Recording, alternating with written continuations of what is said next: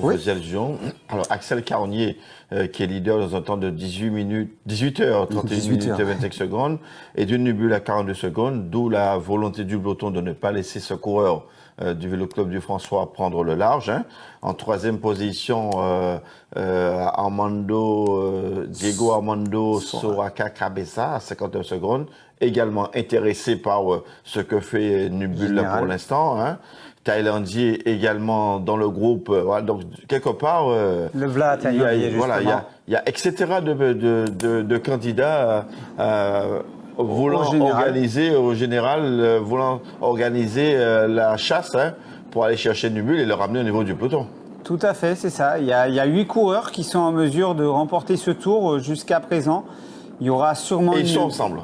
Voilà, on aura une grosse explication dans le contre-la-montre. Et puis après, on verra s'ils sont en mesure de contester le maillot jaune qu'aura réussi ou à le conserver, ou peut-être quelqu'un qui aura pu prendre le maillot jaune à Axel Carnier lors du contre-la-montre. Et ça annonce que dimanche, le tour va vraiment risque de se jouer sur les 6 tours du Mont Pito. Et là, Will Dillon, qui est en bec de sel, donc c'est la position du rouleur. On cherche au maximum de puissance. Il est en train de se relancer. Et là, on est revenu avec le plus gros développement possible. Il a tout à droite. Voilà. Les positions pour l'instant, Dylan Will à l'avant de la course.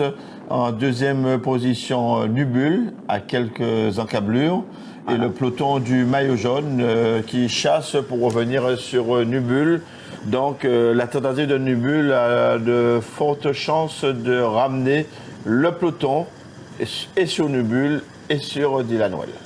Voilà, et c'est la prise en compte et la chasse est prise par l'entente CCV-UCS sûrement pour pouvoir remettre en course la touche Norman, en tout cas pour permettre à la touche de ne pas trop perdre de temps, en sachant que la touche Norman, il est à 1 minute 24 d'Axel Carnier. Donc, pour l'instant, il va perdre du temps sur Nubul. Alors, Will Dillon, est-ce que Nubul a été repris par les hommes forts? On va voir tout de suite, on va remonter. Voilà. Donc c'est bien Norman Latouche et son équipier qui sont en train de faire le gros du travail pour essayer justement, peut-être sûrement dans un premier temps, de revenir sur Edwin Nubul. Et là, on a cette chasse du peloton des hommes forts. On va remonter pour pouvoir justement voir où se situe, si éventuellement Edwin Nubul est toujours en première contre-attaque. Et après, Will Dillon. Dylan Will qui traverse le Marin en éclaireur, puisque c'est le premier coureur actuellement en tête de course en ce qui concerne cette 7e étape qui nous mène, qui se termine au François. En deuxième position, intercalé entre Dylan Will et le groupe maillot jaune, Edwin Nubul qui a 42 secondes du maillot jaune, 49 secondes pour l'homme de tête sur le groupe maillot jaune dans ce rond-point. Voilà. Et pour l'instant, Axel Carnier, qui cherche pas forcément à défendre son maillot jaune, il laisse Edwin Nubul. Voilà, ça passera d'un Martiniquais à un autre. Voilà, ça discute. Lucas Villeron. Et c'est Juan Fajardo Gérez, donc de l'entente CCV-UCS, qui est en train de rouler pour Norman Latouche. Selon les informations de possession, le peloton du maillot jaune serait à 1/16 de l'homme de tête en passant au rond-point du lycée.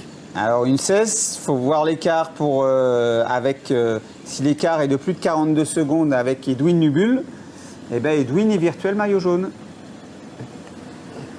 Voilà, et Edwin n'est pas dans ce groupe, donc Edwin est toujours en contre-attaque et on ne l'a pas en point de mire. Ouais.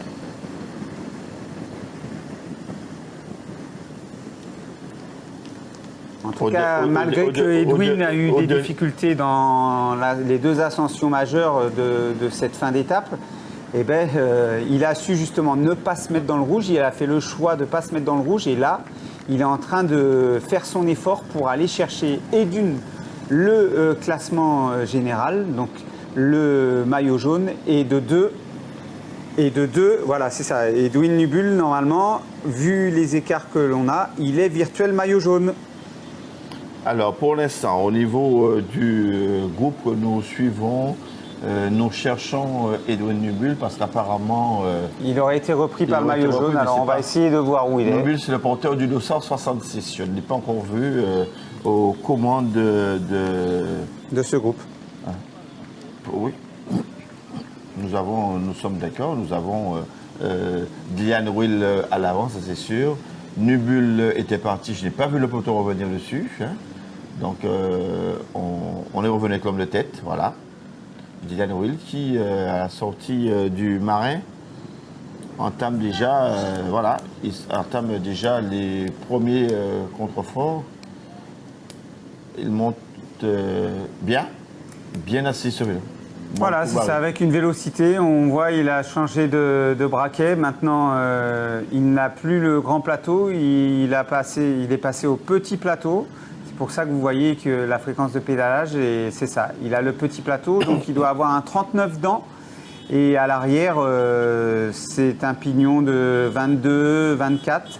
Donc pour l'instant, lui, il choisit de monter en souplesse. Il est assis. Il a juste à maintenir une fréquence de pédalage. On est aux alentours de 110 tours minute. Donc voilà, Wildy, alors je rappelle, hein, il a bâti son titre de champion des ultramarins justement dans une étape de côte de 45 km. Et là, pour l'instant, il est en train de réaliser plus ou moins la même chose. Alors certes, une fois passé le Mont de Courbaril, on ne sera pas vraiment dans de la côte, on va être plus sur un terrain de rouleur. Et ce qui va être en mesure, voilà, et donc l'écart, il doit être de plus de 30 secondes.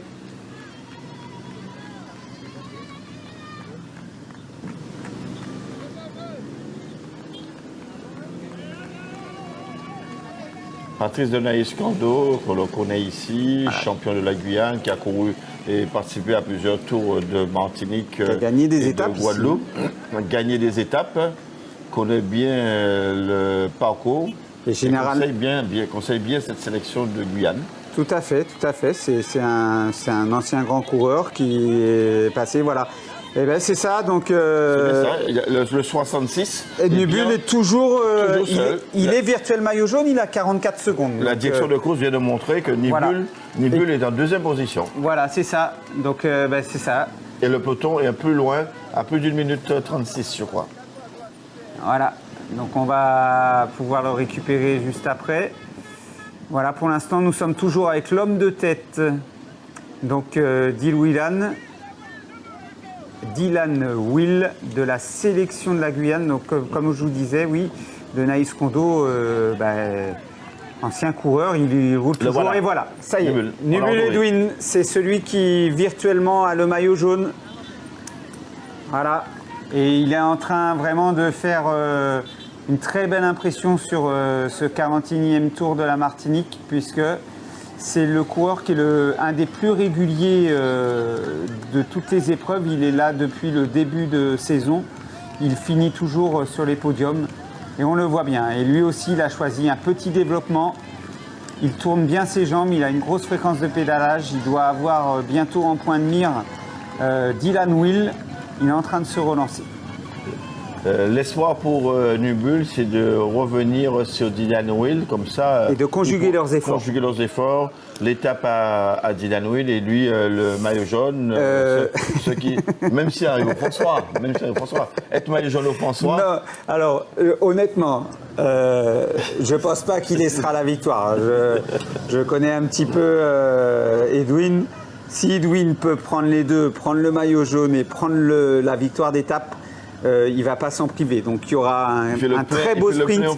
Mais oui, mais c'est une évidence. Il arrive dans sa commune. Voilà, prendre le maillot jaune dans sa commune, c'est déjà aussi bien. Ah ben, s'il peut tout prendre, vous inquiétez pas, il va le faire. Et là, on voit Norman Latouche en difficulté. Soraka Cabezas qui est en train de faire l'effort. Justement, c'est Edwin Nubul. Soraka Cabezas qui est revenu dans la roue de Nubul Edwin. Ah là là, le tour est en train vraiment de changer. On a le deuxième et le troisième du général actuellement qui ont porté l'attaque sur le maillot jaune. Et là, ça va être compliqué maintenant. Regardez la différence de niveau. Soraka Cabezas, là, attention. Peut-être qu'il s'envole pour justement prendre du temps à Axel Carnier. Ouais. Alors certes, si l'écart restait inchangé, au moment où je vous parle, donc Edwin Nubul pourrait prendre le maillot jaune, mais derrière, il aurait à 17 secondes, quelques secondes. Soraka Cabezas. Ouais. Et il y aura une explication dans le contre-la-montre sur l'effort individuel et peut-être dès demain matin dans le tronçon. Et ça veut dire que dimanche, il va avoir un super combat. Et c'est vrai que pour l'instant, la pédale pilotine semble être un peu plus armée que malheureusement Edwin Nubul qui lui, alors certes il a son frère, il a d'autres coéquipiers du VCF, et voilà, le maillot jaune est rentré, tout le monde est rentré. Les 4 hommes de tête sont aux avant-postes, à savoir Carnier Axel, Nubul Edwin, Soraka Cabezas et on a Duculti. Il manque Taillandier et Abimana. Et Will Dylan, lui, qui n'a plus de questions à se poser maintenant, il faut qu'il essaye de faire tout ce qu'il peut pour aller remporter cette victoire d'étape parce que je vous rappelle, il est éloigné au classement général. Et attention au virage à négocier. Là, on a vu, il y a une petite perdition au niveau de sa roue avant. Il a dû se faire un petit peu peur, mais il le relance. La situation pour l'instant, au niveau des hommes de tête, c'est Dylan Will qui est actuellement à l'avant de la course, le coureur de la Guyane, suivi du maillot jaune de Soraka Cabezas. Des 3 premiers du général. Les 3 premiers du général sont présents. Et bien sûr, Duculti Sébastien qui, depuis le début je vous ai dit, hier, il n'aurait pas eu cet ennui, c'est lui qui aurait porté le maillot jaune. Et avec Dessy, on refait une course, bien évidemment. Mais on a donc le podium et le 6e du général qui sont en contre-attaque derrière le champion des ultramarins, Dylan Will, de la sélection de la Guyane. Dylan Will qui est seul, qui profite au maximum. Tout à l'heure, on vient de le voir de la descente. Le coureur de la sélection de Guyane sait que derrière, il y a un possible retour des 4 premiers du général. Axel Carnier, le maillot jaune. Edwin Nubul en deuxième position. Soraka Cabezas qui est le 3e. Et Duculti qui occupait ce matin la 6e place du général. Voilà, ces 4 coureurs qui ont l'homme de tête en ligne de mire à la faveur des lignes droites. Va-t-il tenir Dylan Will, il se dirige déjà en tête de course vers le Macabou. Va-t-il tenir toute la question est posée, à mesure où derrière, il y a aussi des candidats intéressés par la victoire d'étape. Ah bien sûr, c'est Edwin Nubul, il est plus qu'intéressé par la victoire d'étape. C'est pour ça que, voilà, voilà, le constat est fait. C'est Edwin Nubul qui est en train de relancer le maillot jaune. Alors Axel Carnier va justement, il est allié de circonstance, il roule. Axel Carnier est en train de montrer peut-être, se dire, écoute, on roule. Puisque si on peut aussi aller se disputer la victoire d'étape, lui, il a tout intérêt parce que s'il isole encore des coureurs, il en aura nettement moins à contrôler. Et pour l'instant, celui qui doit contrôler, c'est Edwin Nubul, qui est aussi un camarade, malgré qu'il est d'un club concurrent. Et puis, Soraka Cabezas, qu'il va falloir contrôler. Et on a constaté le peloton est en train de revenir dans la belle ligne droite. Le peloton revient et va reprendre les 4 coureurs. Les 3 premiers du général et le 6e. Seul Dylan Will va poursuivre sa tentative, mais avec un peloton lancé à ses poursuites, avec 1 minute d'avance à 20 km de l'arrivée. À 20 km de l'arrivée, on a affaire à une situation de poursuiteur. 2h33 minutes de course depuis un départ donné de la ville de Ducos. dans une moyenne calculée de l'ordre de 39 km/h là pour l'instant. C'est augmenté cette moyenne. Hein. Voilà, c'est ça. Là, ça roule aujourd'hui. C'est vrai qu'on a eu des ascensions, mais après, le profil est beaucoup plus plat. On a nettement moins de dénivelé. Le peloton revient. 200 mètres de retard, mais pas pour le peloton. Bah, les autres hommes forts, hein, les 8 premiers du classement, enfin les 15 premiers du classement qui sont présents. Ça serait bien qu'on puisse avoir des nouvelles de Diaz Espizia parce qu'apparemment il a été lourdement touché dans une chute, donc sur la RN5. Dylan Will à l'entrée du Macabo, le sociétaire de la Guyane, se bat pour offrir à son pays une victoire d'étape dans ce Tour de Martinique. Oui. Et là, on voit une organisation, c'est Axel Taillandier hein, qui est donc le 4e au général, parce que là, maintenant, les 3 premiers du général sont devant lui. Donc, bien sûr, dans l'ordre, c'est à Axel Taillandier de faire le travail.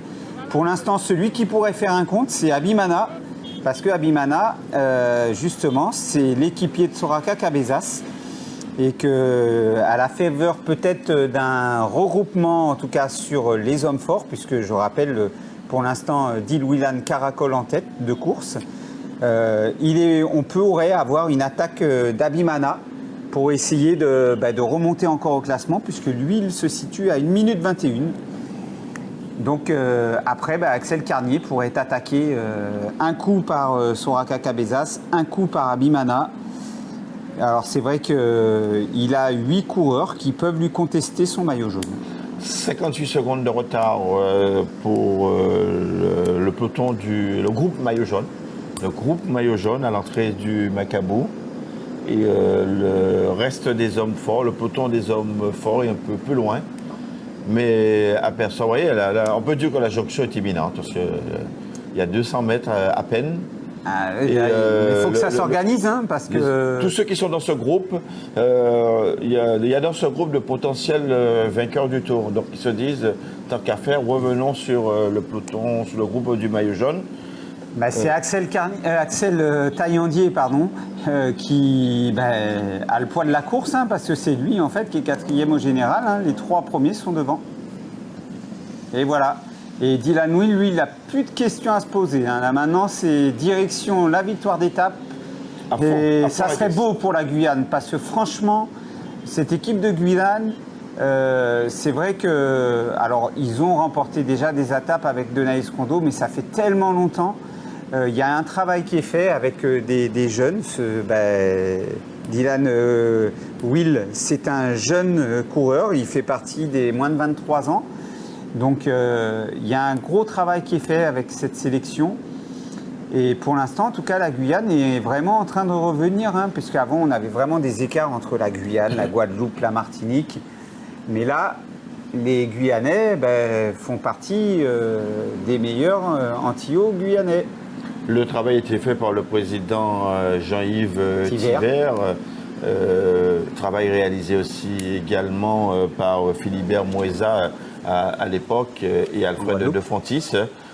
Philibert Moïsa qui était président du comité régional de cyclisme de Guadeloupe, Alfred de Fontis, président du comité régional de cyclisme de la Martinique, volonté de faire participer les sélections locales à des compétitions internationales.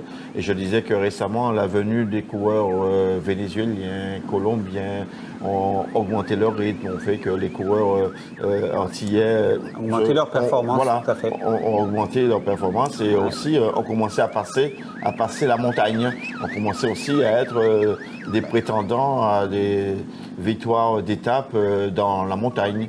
Et on voit que l'exemple de réussite vient en ce moment de la sélection de Guyane.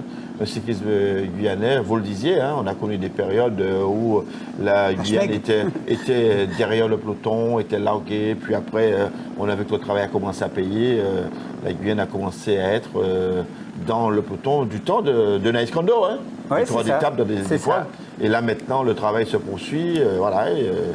Dylan Will qui participe à des épreuves au plan national, assez souvent. Le fils du président du comité de cyclisme, René Yves Thiver, évolue souvent en France, sur les routes de France, dans des épreuves pour les jeunes. Donc, on sent bien qu'il y a eu un travail. Ah.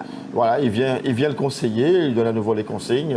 C'est important quand on connaît les routes et qu'on a été coureur cycliste, on a évolué sur les routes, un peu à l'image de ce qu'on faisait Franck Duro aussi quand il s'occupait de la sélection de Guadeloupe. Il vient le renseigner. Alors, il reste pas longtemps. Non, parce que je pense que l'écart est moins de 1 minute. Donc en fait, Denaïs Kondo a demandé sûrement au commissaire international de pouvoir monter, parler avec son coureur. Et vous voyez, parce qu'en fait, le gros groupe, voilà, c'est ça. Prix. Les meilleurs coureurs, le classement, les 15 premiers du classement général sont tous présents. Donc voilà pour ce gros groupe.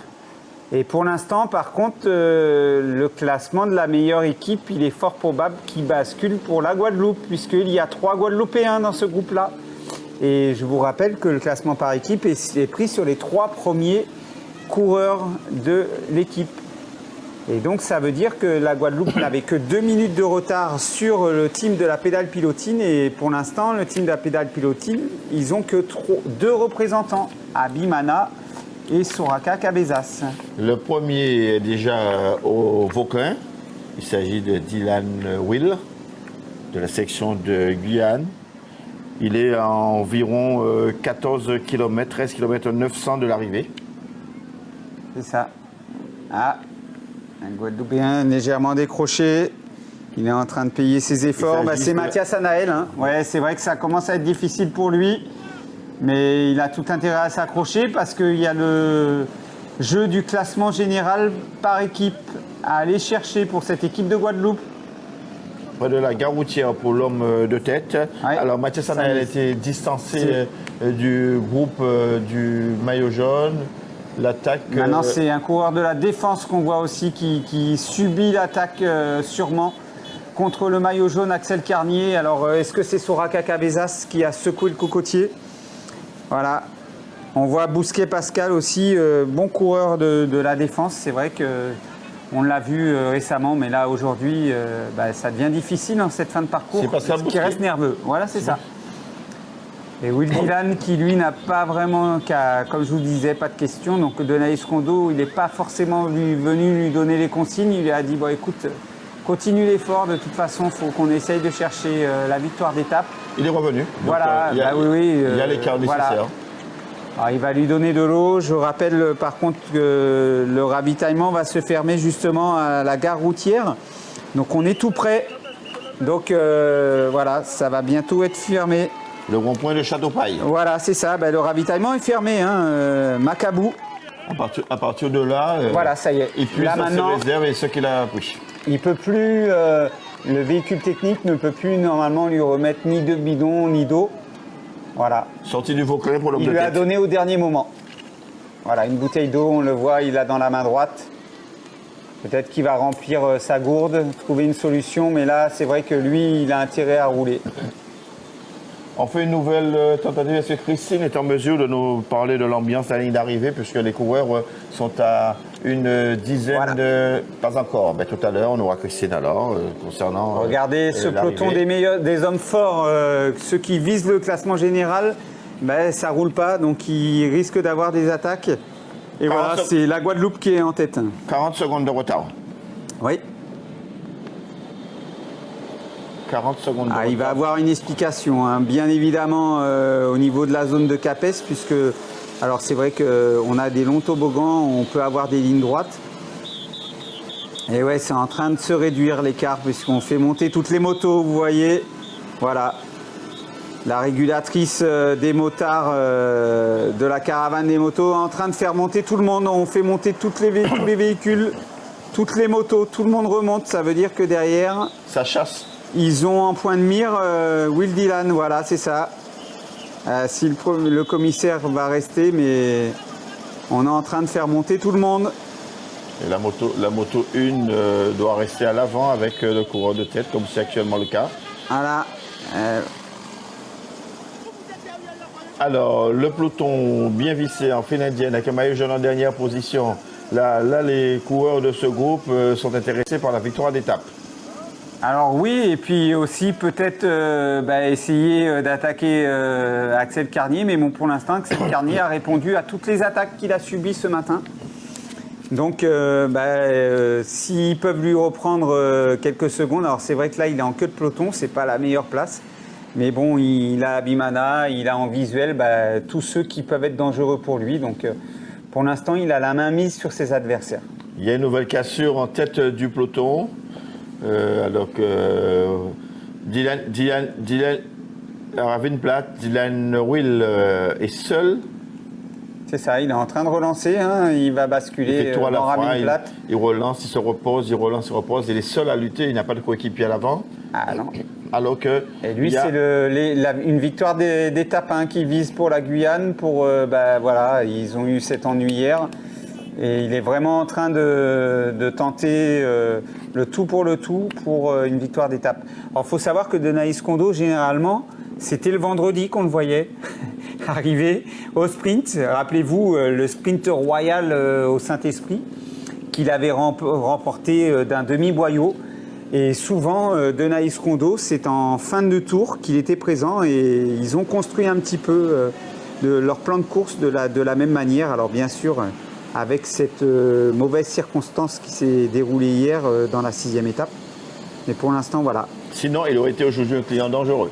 Eh ben oui, il aurait été encore dans l'allure pour aller chercher un podium de ce tour. Voilà, ça aurait fait une des premières fois que... Alors je rappelle, Willian a fait quand même déjà un podium au Tour Junior. C'est un client sérieux, c'est un jeune en devenir. La Violette a quitté le groupe du maillot jaune et tente dans un sprint dans les derniers kilomètres et dans cette descente de revenir sur l'homme de tête. Oui. Et par contre, s'il rentre, on va dire que pour l'instant, sur le moment, alors certes, Will Dylan a l'air assez frais, il est bien devant, il est bien posé sur sa machine. Et on voit derrière, ça s'organise, non, mais ça roule fort. Le peloton des hommes forts est vraiment très étiré, ça roule très très fort dans la descente de Ravenplat. Le peloton qui arrive maintenant donc, dans cette section, alors que l'homme de tête est pris en chasse par Loïc Laviolette. Voilà, les mains en creux du cintre. Là maintenant, c'est ça, c'est avoir une position du corps. Et là, il va bien sûr baisser son centre d'inertie. Il va casser un petit peu pour éviter la résistance de l'air. Donc, il cherche l'aérodynamisme le plus adapté pour lui.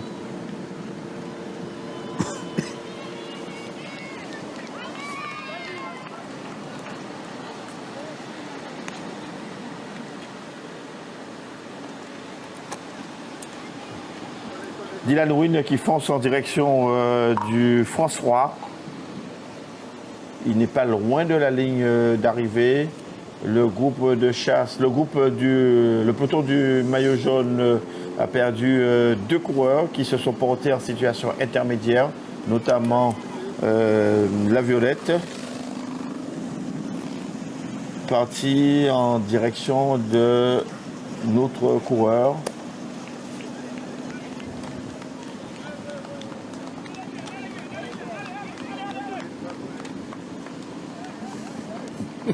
Arrivé 10 km, voilà.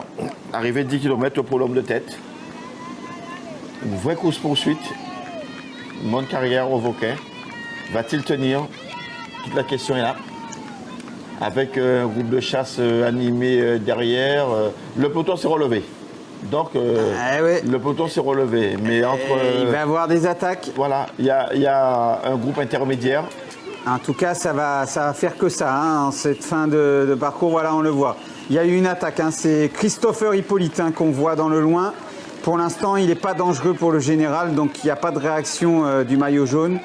Il n'y a pas de réaction des autres coureurs. Vous voyez, ça zanzole, ça roule pas. C'est qui c'est qui va rouler? Lui, Axel, Il a juste à être présent et puis dès qu'il va être menacé, il faut qu'il réponde. Et pour l'instant, il répond très très bien depuis le début de cette étape. Il répond. Il est fort Axel Carnier. Il est très très fort. L'homme de tête négocie ses derniers virages. Il négocie aussi sa progression. Il est actuellement à 9 km de l'arrivée puisqu'il progresse. Hein. On va pas tarder à arriver à Capes, hein, où on va basculer.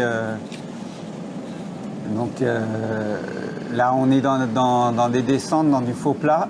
Et puis, il y aura un faux plat montant, mais on peut rouler très très bien. Et là, pour l'instant, il fait preuve de puissance. Il est puissant, il est propre, il a une bonne position. Vous voyez, il cherche le coefficient de pénétration dans l'air le plus adapté. Et voilà, on va avoir, et vous voyez, vous avez des coureurs sûrement de la défense, ceux qui ont été éliminés ou qui ont abandonné, qui eux viennent suivre et s'entraîner, puisque le club de la défense, hein, ils viennent donc de l'Hexagone, donc ils roulent. Le François qui accueille le Tour cycliste aujourd'hui avec son église qui a été reconstruite 7 fois déjà. Une église, l'église Saint-Michel, voilà, son vrai nom.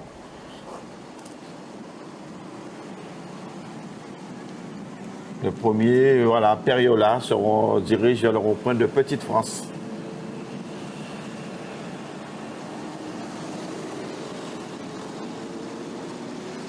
Il insiste, il a raison, il fait seul son échappée, réhabilitation après ces incidents techniques d'hier qui lui ont coûté sa place de 7e au 6e du Tour.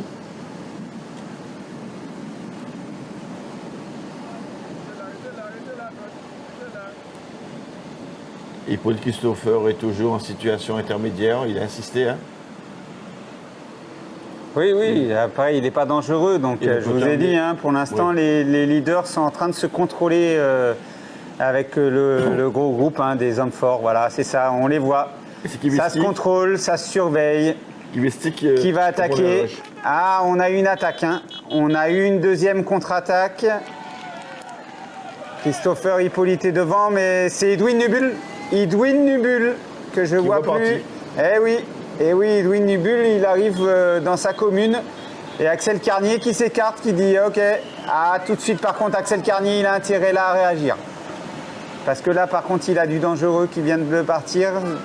Alors, bien sûr, il a Edwin Nubul qui est dangereux pour lui, mais bon, ça reste un Martiniquais. Alors, c'est vrai qu'il ne court pas dans le même club, mais voilà, Edwin Nubul qui est en train de faire l'effort pour peut-être Edwin revenir sur Will Dillon, mais Will Dillon roule très très bien. Et gagner quelques points. Mais surtout se rapprocher d'Axel Carnier, en tout cas, voilà, après, ils s'expliqueront à la pédale, faut espérer peut-être au contre-la-montre, et puis après, le dernier jour, parce qu'on a bien compris, hein, là, le Tour va se disputer jusqu'à la ligne d'arrivée au Lamentin, au Negmaron. Ça attaque toujours au niveau du peloton du maillot jaune. Le maillot jaune en bonne position aux commandes de ce peloton qui répond actuellement à une attaque. Le peloton du maillot jaune, donc, qui est en train de visser complètement. 1 minute de retard au rond-point de Petite-France pour le peloton du maillot jaune sur les hommes de tête. Soraka Cabezas qui a pris le... Soraka Cabezas, parce que Soraka Cabezas, on est dans l'ordre. En fait, Axel Carnier, lui, pour l'instant, il défend son maillot jaune, mais il laisse partir Edwin. C'est pas grave. C'est un Martiniquais. Je rappelle, hein, souvent quand on partait, à l'époque où j'étais encore au comité cycliste, je partais, j'avais Edwin Nubul, j'avais Axel Carnier, c'était des jeunes, ils se connaissent depuis la catégorie Benjamin minime et ils ont fait des belles joutes entre eux. Et donc, ils se connaissent très bien, hein, c'est des camarades. Et celui qui est en 3e position, c'est Soraka Cabezas. Donc, il a intérêt, s'il veut être encore dans l'allure, parce que s'il a 2 Martiniquais à combattre, ça va être beaucoup plus difficile que d'en avoir qu'un seul. Donc là, si en plus l'écart se creuse et là on le voit. Voilà. Edwin Nubul, vous le voyez sur voilà. Le groupe du maillot jaune revient. Soraka Cabezas qui a fait l'effort pour revenir. On est dans l'ascension de Dostali. Donc c'est une côte. Alors plus faux plat montant et on voit au loin Christopher Hippolyte. Regardez au fond, voilà, près de la moto à gauche, Christopher Hippolyte. Pour l'instant, l'écart est toujours maintenu. L'homme de tête, lui, a réellement basculé. Donc pour l'instant, Dylan Wynne pourrait remporter l'étape. Voilà, tout à fait. En tout cas, s'il ne relâche pas son effort dans l'ascension, donc pour aller vers le quartier Morne-la-Croix, il peut prétendre à remporter cette étape et la première, ramener, ne pas être bredouille pour la Guyane. En tout cas, merci. Oh là, regardez, petit écart. Voilà, le peloton revient, c'est bon. C'est ça. Regroupement, et on a vu la Violette là, qui s'est bien rattrapée. Mais bon, après, ces coureurs, ils sont aguerris, hein, ils ont de la technique. Regroupement au niveau du peloton, hein. L'homme de tête est toujours seul. Et Christopher Hippolyte en chasse-patate, mais c'est là le maillot jaune qui a pris la tête de son groupe. Hein. C'est lui le patron du tour, donc voilà. Maintenant, Dylan Wynne n'est pas dangereux, mais lui, Axel Carnier a intérêt à rouler, à avoir un train, parce que s'il ne roule pas, ça va ralentir et là, il peut subir des attaques.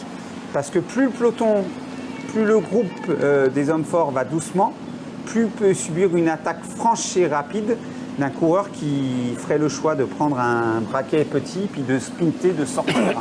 Et Dylan Will, il sent que c'est la bonne. Là, il sent que c'est la bonne. Là, il se rapproche, il se rapproche inexorablement de la ligne d'arrivée. Il n'est pas encore protégé du retour, mais on n'est pas loin. Là, je pense que... Allez, je pense qu'il va pouvoir la prendre, cette victoire d'étape, tant attendue par la Guyane. Le peloton, le groupe du maillot jaune n'a pas réussi à recoller, n'a pas réussi à revenir. Il y a d'autres enjeux derrière, voilà. Donc il est parti lui au bon moment. Et là, vous voyez, ça fait quoi? Ça attaque le maillot jaune, ça revient. Ça descend. Donc en fait, c'est tout bénef pour Dylan Wynne devant. Et voilà, le maillot jaune, lui, il s'écarte. Axel, il s'écarte. On est revenu sur Christopher Hippolyte. Et il y a une contre-attaque. Et il y a de nouveau une attaque. Voilà, Soraka Cabezas qui suit... Mais le groupe suit derrière. Eh oui, puisque c'est le porteur du maillot de la combativité. Le cyclamen, c'est Thierry Rago hein, qui a essayé de sortir. Mais tout de suite, il est pris en charge. Ah, ça commence à sentir bon hein, pour Dylan Wynne. On va dire que le cuisseur est tout proche de remporter cette victoire d'étape. Jean-Claude.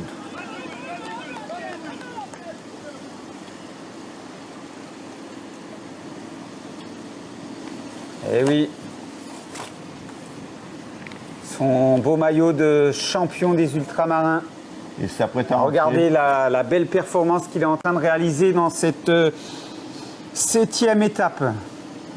Il s'apprête à entrer au François, terme de cette 7e étape. Le François qui est la 3e ville, la 3e plus grande ville de Martinique, hein, après le Lamentin et du Corse.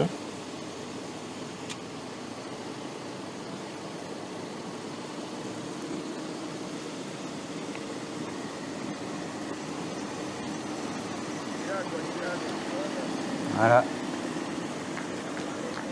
Je vous ai dit, hein, derrière, ça va faire le yo-yo. S'il bascule au Morne-la-Croix, rien qu'avec 30 secondes, il va à sa victoire d'étape. Et là, je pense que, voilà, on y est au Morne-la-Croix. Eh oui.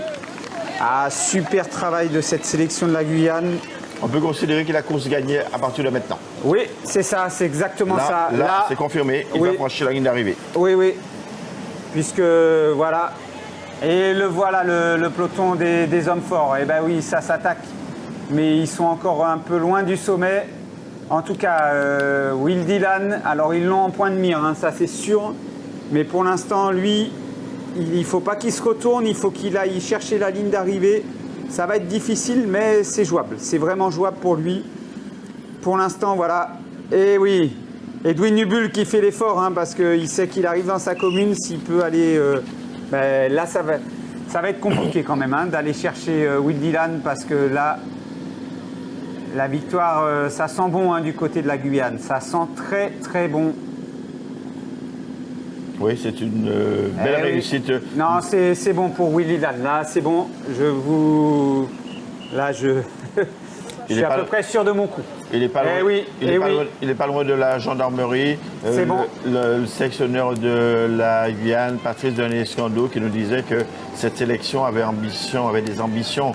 À son arrivée à l'aéroport, il disait que cette sélection avait des ambitions.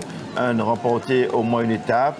2, figurer honorablement dans le classement. Et de 3, préparer le Tour cycliste de Guyane qui aura lieu à partir du 20 août et qui verra un Tour cycliste qui verra la participation d'une sélection de Martinique, une sélection de Guadeloupe et de plusieurs délégations invitées. Donc voilà, objectif presque atteint.